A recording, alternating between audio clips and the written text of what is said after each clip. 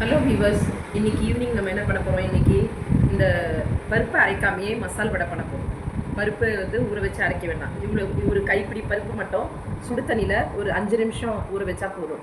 அதை ஊற வச்சுட்டு நம்ம இந்த வெங்காயம்லாம் கட் பண்ணுறதுக்குள்ளே அது ஊறிடும். அவ்வளோதான். மற்றபடி பருப்பெல்லாம் தேவையில்லை.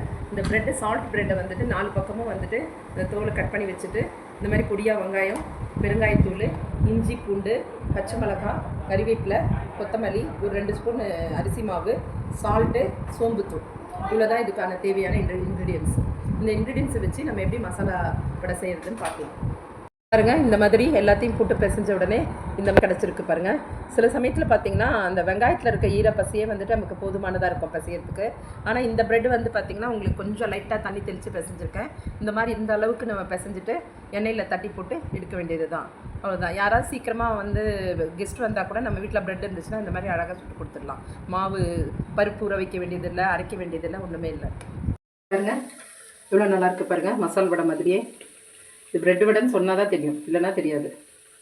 நல்லாயிருக்கு பாருங்கள், எவ்வளோ நல்லாயிருக்கு.